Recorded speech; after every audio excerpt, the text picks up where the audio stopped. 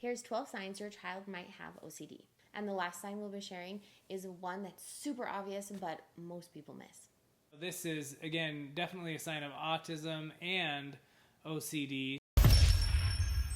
We'll be going over those signs as well as talking about Ezra, our child who is 8 years old, who has severe autism. He's level 3. He's been diagnosed with apraxia of speech as well. And what else? ADHD. And Simon, he has level 1 autism.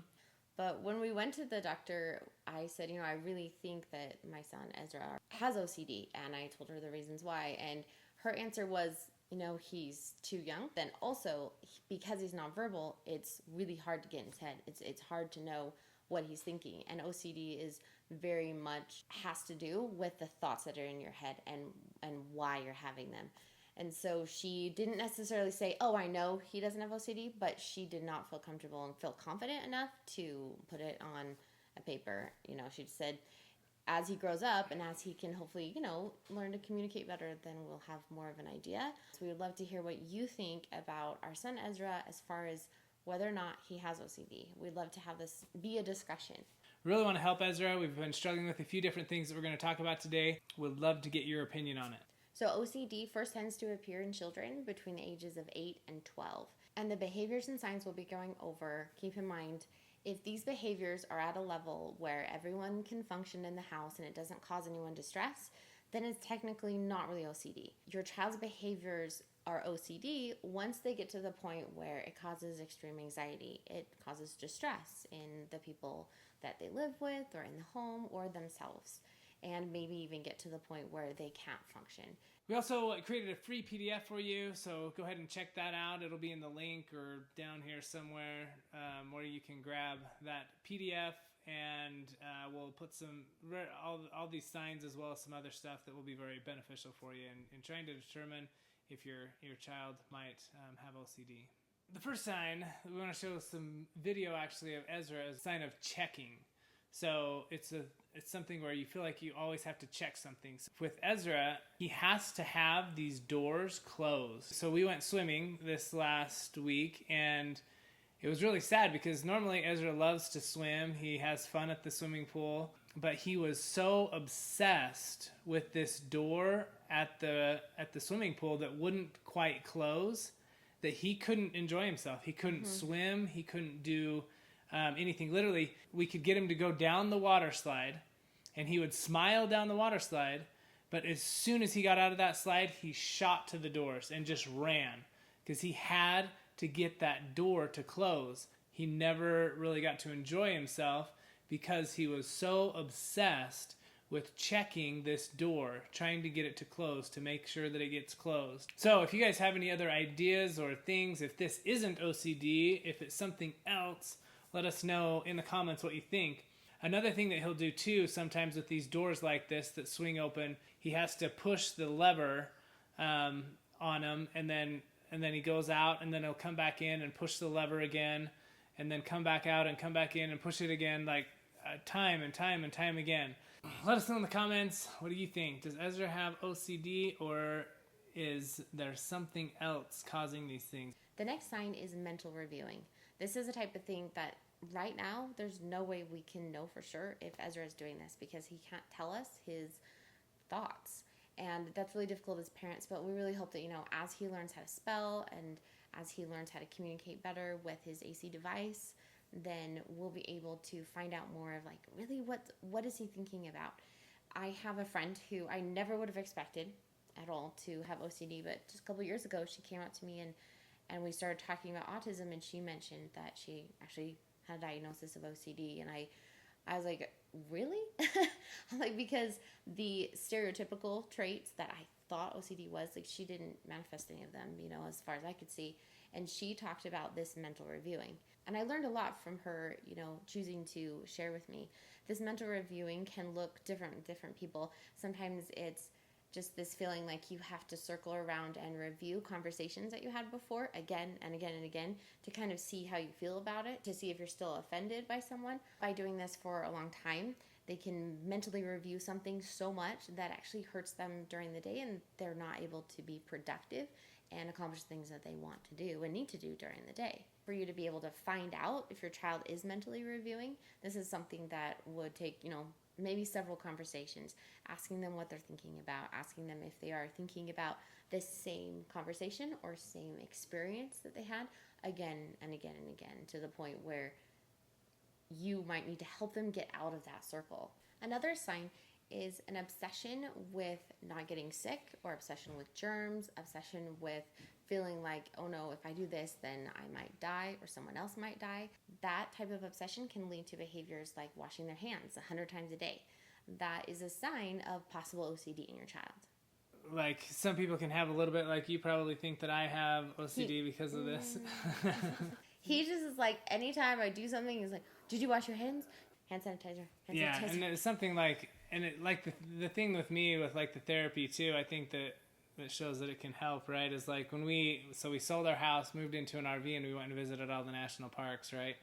And so there was a lot of things that happened during that trip and adventure that was like, you're just dirty a lot, and you just have to deal with it. Yeah, it's just like, so you get over it, like, and you realize, oh, that doesn't really matter as much. You survived. Yeah. I think all of us have a little bit of things. They're not, that could be considered on the borderline of OCD. But again, OCD means that it's something that's causing anxiety and stress, either for yourself or for a loved one. And so most of these things, if you can get over it easily, or if it's not that big of a deal, then it wouldn't be considered OCD. So I don't think I was quite there, but I don't know. There were times when I was like, I think my husband has OCD. So maybe a little bit. The next sign is irrational fears. So like an example of this would be like a child who is concerned that her mom's going to burn her hands while washing the dishes. So they'll run in and like turn the hot water on in the tub so that the hot water will go out of the tub and won't be as hot, so her mom doesn't burn her hands. So something like that, just irrational fears that aren't going to happen, but they just worry about. The next sign is repetitive compulsive behaviors. And this one really overlaps autism quite a bit. And so if you might see this in your autistic child, it might not mean that they actually have OCD, because this is also a big sign for possible autism. So if your child has OCD and not autism, they could have this repetitive behavior.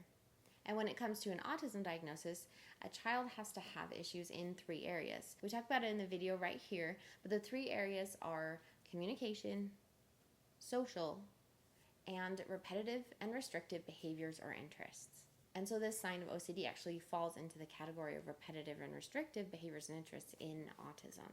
So you can see right here, Ezra is definitely showing some repetitive behaviors. And even here, Simon is showing repetitive and compulsive behaviors too.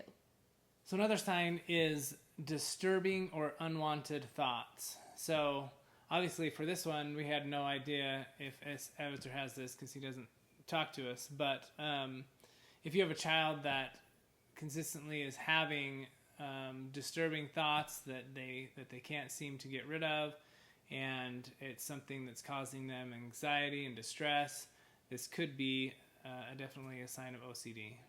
Another sign is if your child is frequently apologizing, constantly, like 50 times a day, always apologizing for things that even they don't have control over. This is a sign of possible OCD because they are afraid that something's their fault. They're afraid that they're going to do something wrong. They're afraid of failure. And again, this feeling is actually very typical for every human being. We're all sometimes afraid of failure.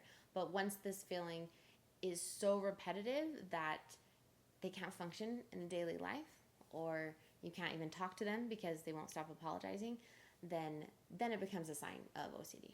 So another sign is having anxiety over numbers.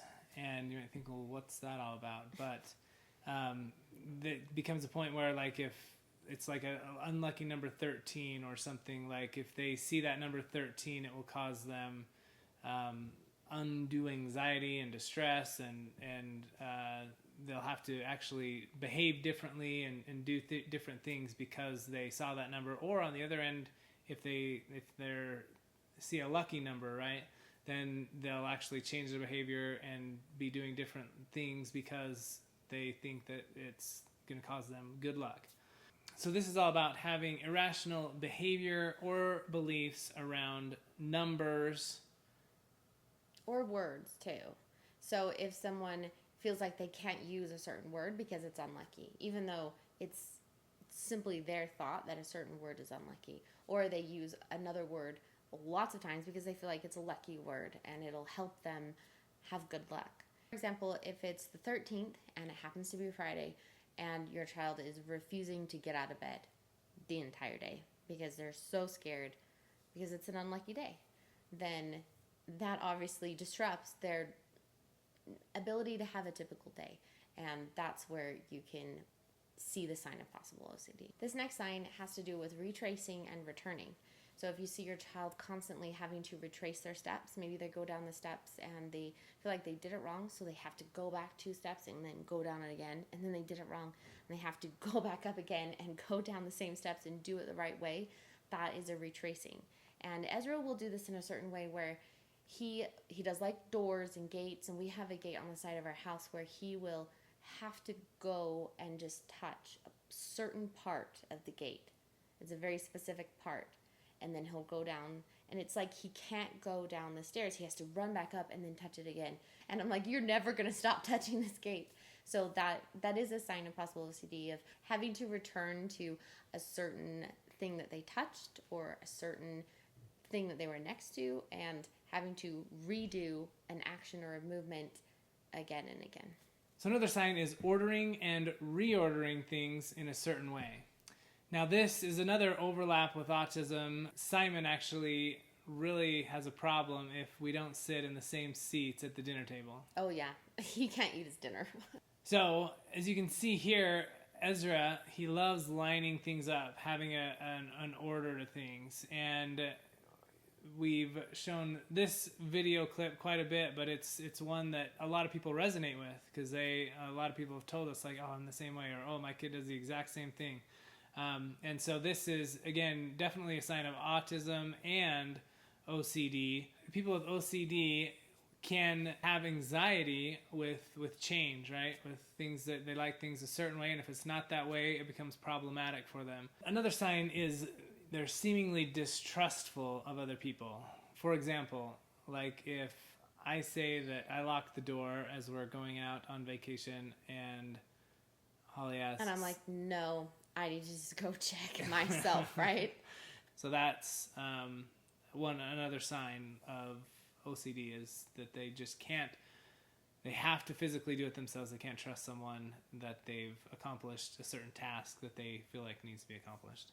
And I think Ezra definitely has that sign, because he will want the door to be closed all the way. And if I were to take him into another room and say, don't worry, I'll close the door, and then I went, closed the door, came back, he'd be like, no, I have to go check myself. Like, he wouldn't just trust me. And he does understand a lot. I mean, if I say, hey, will you take this and put it in the garbage, then he can go put it in the garbage. So most likely he does understand, oh, my mom's saying that she already shut the door, but it really doesn't matter to him. He has to be the one to physically go and make sure the door's shut, and maybe even open it and close it a few times, just to like make sure that it's really shut. And then later on, 20 minutes later, he needs to go make sure it's shut again, and he'll open and close it again. And I think that has to do too with the checking, but also the need for heavy like work. He really likes that, and that helps him physically kind of regulate his body, which that's more of an autism thing. So seemingly distrustful, that actually kind of relates a little bit to PDA. So if you didn't see our video about PDA and what that is, go ahead and check that out here. Okay, so this is the last sign that most people miss, and it's a really obvious one. It's one that teachers and friends and family members, even if you aren't super close or living in the same home, it's one that you'll notice. And that is asking the same question over and over again. Even if you've responded and you think that you've answered the question and we should move on the conversation, they'll still turn back to you and ask it again.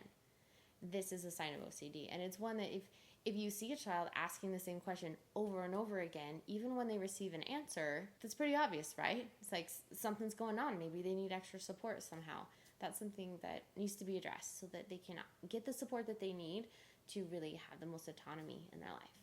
So here's our video about if your child has autism and ADHD. Here's our autism playlist. And remember, if your child's autistic, you're in good company.